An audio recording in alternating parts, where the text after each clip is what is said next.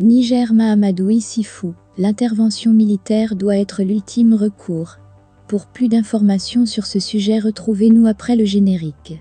Mais avant de commencer, n'oubliez pas de vous abonner et d'activer la cloche de notification pour ne pas manquer nos prochaines vidéos. Bon visionnage.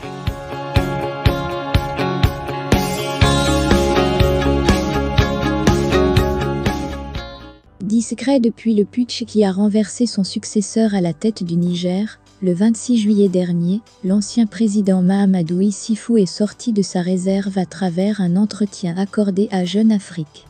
Il expose son soutien à Mohamed Bazoum et n'exclut pas un recours à la force, comme l'affiche la Studio.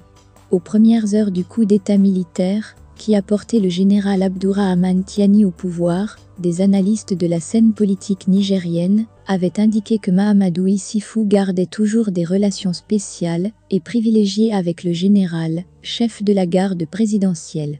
D'autres sont allés encore plus loin en déclarant que c'est lui qui a imposé à son successeur le général Tiani à ce poste. Dans cette interview, l'ancien président Mahamadou Issoufou a balayé du revers de la main toutes ces déclarations qu'il considère comme une insulte à son intelligence. Il rassure avoir gardé ses relations amicales avec Mohamed Bazoum en précisant qu'il s'est retiré des affaires depuis son départ du palais présidentiel. « Je me suis toujours interdit d'intervenir en faveur ou en défaveur de qui que ce soit. » Comme pour prouver sa fidélité à son ami Mohamed Bazoum et à leur parti politique commun, le PNDS, Parti nigérien pour la démocratie et le socialisme, Mahamadou Issoufou s'est prononcé en faveur d'une intervention militaire de la Studio au cas où les pourparlers échouent à rétablir son successeur au pouvoir. L'usage de la force doit être l'ultime recours, a-t-il indiqué.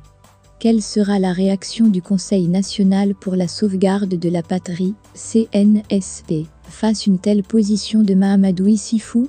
Sera-t-elle considérée comme une haute trahison? Malgré cette sortie de Mahamadou Issoufou, de nombreux observateurs continuent de croire qu'il joue une partition non négligeable dans les événements qui se déroulent au Niger actuellement.